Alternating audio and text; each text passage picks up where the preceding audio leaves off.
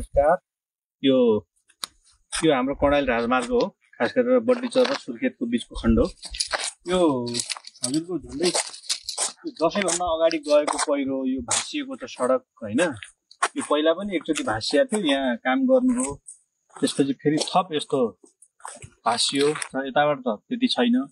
यताबाट आउँदा सिधै पर्छ, उ त्यहाँ सुकेको झाड राखेको रहेछ। यो खास सडक विभागले सायद नथाहा पाएको हुनुपर्छ जस्तो लाग्छ। थाहा भएको भए अहिलेसम्म काम गरिहाल्थ्यो होला, या केही न केही यहाँ यस्तो खतराको सङ्केतहरू राखिहाल्थ्यो होला। हाम्रो कर्णाली राजमार्ग कर्णाली प्रदेशको सुर्खेत जिल्ला राजधानी जाने बाटो पनि यही हो र यता माथि जुम्लातिर जाने बाटो पनि यही हो र हाम्रो पश्चिम जाने बाटो पनि यही भएको कारणले यहाँ ओहोरदोहोर गाडी असाध्यै हुने र अलिकति धेरै रिस्क भएको ठाउँ र यता पहिरो गएको कारणले यो सम्बन्धित निकायको छिटो ध्यान जान पर्यो। किनभने दसैँभन्दा अगाडि गएको यो भाँसिएको सडक हो भने अब तिहार आइसक्यो भने कुनै पनि दुर्घटना हुनुभन्दा पहिला हामीले ख्याल गरेर यदि काम गर्यौँ भने त्यो सबैको भलाइ हुन्छ।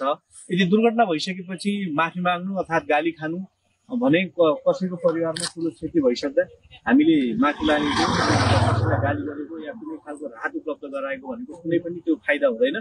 त्यसैले जति छिटो हुन्छ यो सडकमा सबैले पहल गर्न पर्यो है। कसले गरेर हुन्छ, कसरी गरेर हुन्छ, यो गरिदिनु पर्यो। ढिलो भयो किनभने एक दुई महिनासम्म सडक भाँसिएर रहनु भनेको हामी सबैका लागि अपूरणीय क्षति हो है। हस्, धन्यवाद।